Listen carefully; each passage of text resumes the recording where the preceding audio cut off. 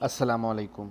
आज हम बात करेंगे कि सऊदी अरब में रहते हुए अगर आप अपनी फ़ैमिली को विज़िट वीज़ा पर सऊदीया बुलाना चाहते हैं तो उसका क्या तरीक़ाकार है। आपने वीज़ा कैसे अप्लाई करना है, वीज़ा कितने दिन में आता है और उसकी फ़ीस कितनी है। आज इन्हीं चीज़ों पे हम बात करेंगे।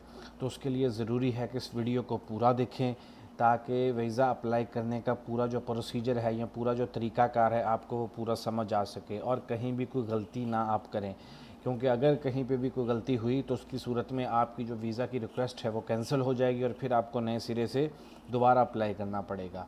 तो इसके लिए आपका इस वीज़ा प्लेटफॉर्म पे अकाउंट होना लाजमी है। इसकी वेबसाइट का लिंक हम नीचे डिस्क्रिप्शन में भी दे देंगे। और इसके अलावा अगर आप गूगल पे जाएं तो गूगल पर जाने के साथ ही आपने लिखना है visa.mofa.gov। ये इसकी वेबसाइट है visa.mofa.gov। ये नीचे डिस्क्रिप्शन में भी इसका लिंक है, वहाँ पे भी आप क्लिक करके इस वेबसाइट को ओपन कर सकते हैं या गूगल पे जाके आप ऐसा लिख सकते हैं। और जैसे ही हम इसको एंटर करेंगे तो हमारे सामने ये जो पहला लिंक आएगा ये है जहाँ पे हमने वीज़ा अप्लाई करना है। तो हम इस लिंक को ओपन कर लेते हैं। हमारे सामने ये एक नई वेबसाइट खुल गई है जहाँ पे हमने वीज़ा अप्लाई करना है। तो ये एक नोटिफिकेशन सामने आता है वीज़ा KS से। ये एक दूसरी वेबसाइट है जो कि इन्होंने अभी नई लॉन्च की है, जो कि अभी ठीक तरीके से काम नहीं कर रही। तो हम उस पे नहीं जाएंगे क्योंकि वो भी ठीक तरीके से काम नहीं कर रही, तो इसलिए हम इसको यहाँ से क्रॉस कर देंगे। इस वेबसाइट के ऊपर सबसे पहले आपका अकाउंट होना लाजमी है। आपको इसके ऊपर वीज़ा अप्लाई करने के लिए अकाउंट होना या रजिस्टर्ड होना लाजमी है। फिर आप इससे वीज़ा अप्लाई कर सकते हैं आप अपनी फ़ैमिली के लिए, यानी कि जिसमें आपके माँ बाप और बीवी और आपके बच्चे आ जाते हैं, आप इनके लिए वीज़ा अप्लाई कर सकते हैं। अगर किसी ने पहले ही वीज़ा अप्लाई किया हुआ है तो यहाँ से वो आप उसकी रिक्वेस्ट नंबर या एप्लीकेशन नंबर दे के यहाँ से उसका आप स्टेटस चेक कर सकते हैं कि वो प्रोसेस हुआ है या नहीं हुआ। तो आपने यहाँ पे ये 3 ऑप्शन दिए गए हैं, विज़िटर, सिटीज़न और बिज़नेस। तो ये जो सेंटर वाली ऑप्शन है सिटीज़न एंड रेजिडेंस, हमने यहाँ पे क्लिक करना है। हमारे सामने ये नया पेज खुल चुका है जहाँ से हमने वीज़ा अप्लाई करना है। यहाँ पे भी देखें सिटीज़न है, GCC सिटीज़न है और रेजिडेंस है। हमने जैसे ही रेजिडेंस पे क्लिक किया, ये हमारे सामने जो पहली ऑप्शन है family visit visa application for residents, यहाँ पे उन्होंने बताया हुआ है कि आप अपने पेरेंट्स के लिए, वाइफ के लिए और बच्चों के लिए वीज़ा अप्लाई कर सकते हैं, यानी कि फ़र्स्ट डिग्री, यानी कि जो आपके ज़्यादा क्लोज़ हैं या जिनसे आपका खून का रिश्ता है। इसमें आप अपनी बहन या भाई के लिए विज़िट वीज़ा अप्लाई नहीं कर सकते, और अगर आप अप्लाई करें भी तो वो रिजेक्ट हो जाती है एप्लीकेशन ज़्यादातर। तो यहाँ से जो ये जो पहली ऑप्शन है रेजिडेंस पे करने के बाद ये जो पहली ऑप्शन है family visit visa application for resident, हमने इस पर अप्लाई पे क्लिक कर देना है। यहाँ पे हमने इसको लॉगिन करना है। अगर आपके पास इस पे अकाउंट बना हुआ है तो आप इसको अकाउंट से लॉगिन कर सकते हैं। अगर आपके इसके ऊपर अकाउंट नहीं बना हुआ तो हम इसको निफ़ात से लॉगिन करेंगे। निफ़ात एक एप्लीकेशन है जो कि आजकल हर मोबाइल में, तकरीबन सऊदी अरब में रहने वाले जितने भी लोग हैं हर एक के मोबाइल में इंस्टॉल होती है निफ़ात की एप्लीकेशन। तो हम यहाँ पे अपना इकामा लिखेंगे और इसको हम निफ़ात के ज़रिए लॉगिन करेंगे।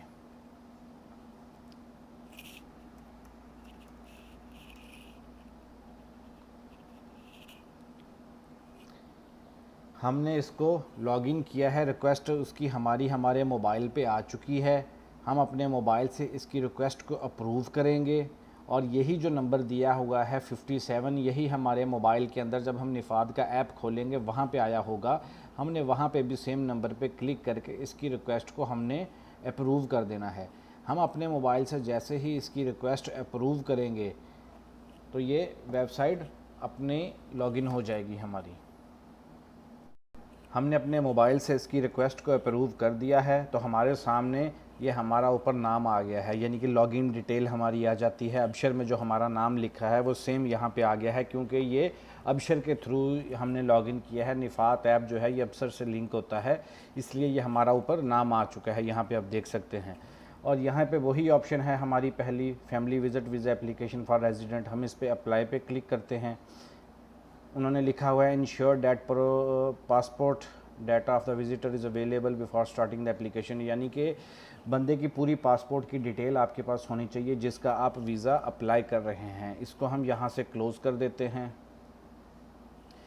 हमारे पास ये ऊपर हमारी डिटेल आ गई है जिसमें हमारा नाम लिखा हुआ है, क्योंकि हम आप इसको प्रोसेस कर रहे हैं। हमारा नाम है, इकामा नंबर है, वीज़ा हमारी इकामा एक्सपायरी डेट है, मोबाइल नंबर है, ईमेल आईडी है, हमारी कंपनी का नाम है। ये सारी चीज़ें पर्सनल इन्फॉर्मेशन हमारी यहाँ पे दिखा रहा है।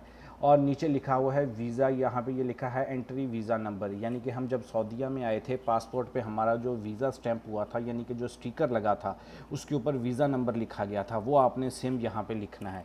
आप ना भी लिखें तो एप्लीकेशन प्रोसेस हो जाती है। कई केस में मैंने देखा है कि उन्होंने यहाँ पे वीज़ा नंबर नहीं लिखा, आपकी फिर भी एप्लीकेशन प्रोसेस हो जाएगी। क्यों? क्योंकि आपका सारी बाकी डिटेल इसके पास है। लेकिन यहाँ पे अगर आप वीज़ा एंट्री नंबर आप अपना लिखते हैं तो आपके वीज़े की रिक्वेस्ट को टाइम कम लगता है और आपका वीज़ा जल्दी आ जाता है। ये देखें, यहाँ पे ये आप तस्वीर में देख सकते हैं, ये वीज़ा जो स्टैंप होता है आपके पासपोर्ट के ऊपर, यहाँ पे ये लिखा हुआ है अल रकम, यानी कि वीज़ा नंबर जो आपका है, ये गोल दायरा में जो रेड कलर का दायरा है इसके अंदर लिखा हुआ है वीज़ा रकम। यहाँ पे ये आपने वीज़ा रकम जो है, वीज़ा नंबर है, वो आपने यहाँ पे लिखना है। यहाँ पे अपना वीज़ा लिखने के बाद हम जब नीचे आते हैं, यहाँ पे विज़िटर की डिटेल ऐड करनी है हमने, जिसको हमने बुलाना है विज़िट वीज़ा पे, हमने उसकी डिटेल ऐड करनी है। अगर आपकी वाइफ है तो हमने उनकी डिटेल ऐड करनी है, अगर आपके बच्चे हैं, बेटा बेटी जो भी है, हमने उसकी डिटेल ऐड करनी है। यानी कि जितने लोग होंगे हम पहले ऐड पे क्लिक करके एक डिटेल फिल करेंगे, वो सेव करने के बाद फिर हम दोबारा ऐड पे करेंगे, हम दूसरे बच्चे की डिटेल इसमें एंटर कर सकते हैं, जिसमें कि पासपोर्ट नंबर है, नाम है, नेशनलिटी है, एज है, यानी कि कमिंग प्लेस है, कहाँ किस एयरपोर्ट पे या किस जगह आ रहे हैं, वीज़ा की टाइप कौन सी है, सिंगल वीज़ा है या मल्टीपल वीज़ा है, ये सारी चीज़ें हमने यहाँ पे लिखनी है। तो हमने यहाँ पे डिटेल ऐड करनी है, उसके लिए हम ऐड पे क्लिक करते हैं। हमारे सामने ये देखे पेज खुल चुका है जिसमें उन्होंने हमें पूछा है सारी डिटेल उसकी, जिस बंदे को हमने वीज़ा पे बुलाना है या जिसके लिए हमने वीज़ा की रिक्वेस्ट करनी है। सबसे पहले है नेशनलिटी।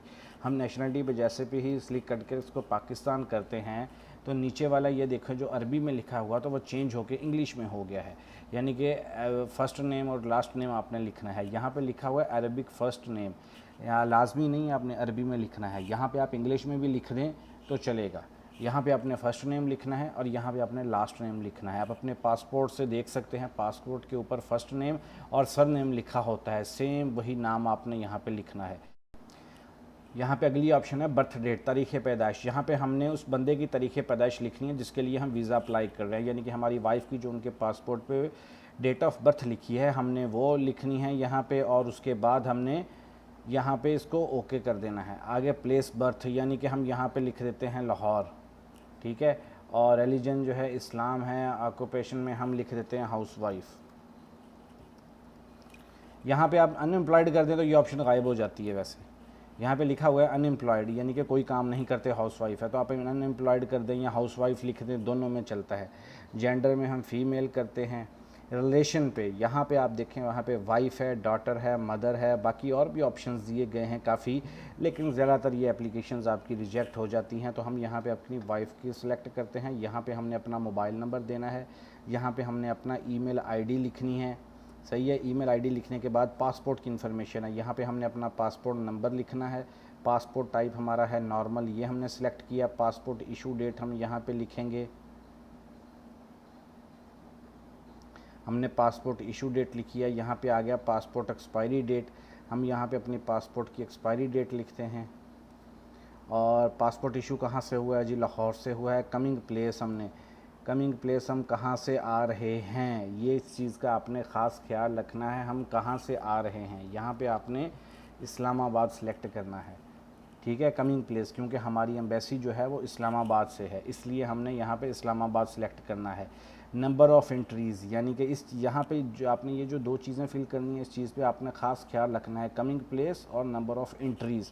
आप सिंगल वीज़ा लेना चाहते हैं या मल्टीपल लेना चाहते हैं? सिंगल वीज़ा वो होगा जिसमें हमारी फैमिली एक दफ़ा आएंगी और 3 महीने के अंदर उनको वापस जाना होगा। दूसरा मल्टीपल वीज़ा है, ये 1 साल का होता है, लेकिन फिर भी 3 महीने में एग्ज़िट री एंट्री लगवानी होती है। Multiple exit re entry visa है।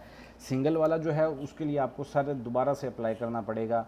यहाँ पे ये देखें 360 डेज़ आ गया, वीज़ा पीरियड 90 डेज़, यानी कि 3 महीने आप मैक्सिमम रह सकते हैं यहाँ पे। 3 महीने के बाद आपको वीज़ा एग्ज़िट एंट्री करना पड़ेगा, रीन्यू करना पड़ेगा। अबशर से भी ये भी तो हो जाता है। तो ये जो चीज़ें हैं नीचे वाली वीज़ा इन्फॉर्मेशन, ये हमने बड़े ध्यान से फिल करनी है। कहीं भी कोई गलती हुई तो फिर वीज़ा सिंगल भी निकल सकता है या कोई दूसरा मसला बन सकता है। ये हमने अपनी सारी डिटेल फिल करने के बाद हम इसको यहाँ से ऐड कर देंगे।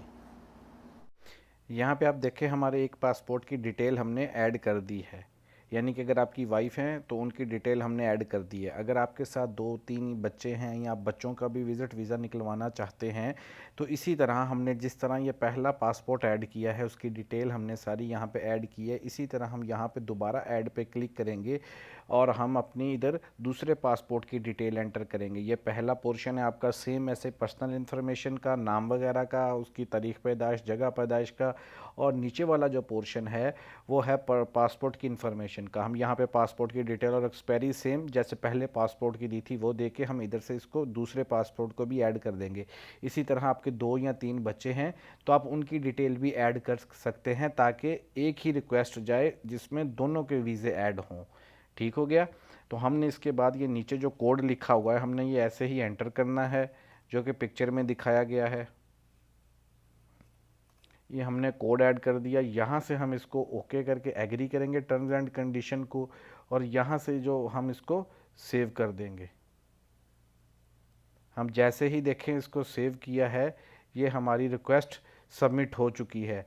यहाँ पे आप देख सकते हैं ये लिखा है तलब ज़ेरा आलिया, यानी कि विज़िट वीज़ा की रिक्वेस्ट हमारी जा चुकी है और ये रकम तलब लिखी हुई है। यहाँ पे देखें और ये रिक्वेस्ट नंबर दिया गया है इसका, और नीचे सेम आपके पासपोर्ट की डिटेल दी गई है। ये नीचे आप इसको यहाँ से क्लिक करके इसका आप प्रिंट आउट भी निकाल सकते हैं या इसको आप अपने पास सेव कर सकते हैं। और यही रिक्वेस्ट फिर आप अपनी कंपनी को या अपनी कफ़ील को देंगे चैम्बर ऑफ कॉमर्स के लिए या गुरफा तजारिया के लिए। जब ये रिक्वेस्ट आपकी कंपनी के पास जाएगी तो ये जो रकम तलब लिखा हुआ है इस रेफरेंस नंबर के हवाले से वो आपका चैम्बर ऑफ कॉमर्स या आपका कफ़ील इसको गुरफा तजारिया कर देगा। तब ये चली जाएगी आगे जहाँ से हमारा वीज़ा आना है वजारत ख़ारजिया में, तब ये वहाँ पे हमारी एप्लीकेशन चली जाएगी और इसको 2 से 3 दिन का प्रोसीजर लगता है। जब गुरफा तजारिया होने के बाद तो हमारा वीज़ा आ जाता है जल्दी। फिर वो वीज़े का डॉक्यूमेंट हमने पाकिस्तान भेजना होता है ताकि वो वहाँ से वीज़ा लगवा सकें। उसके लिए वहाँ उन्होंने अपॉइंटमेंट बुक करनी है और क्या क्या डॉक्यूमेंट लेके जाने हैं इसकी हम एक अलग से वीडियो बनाएंगे।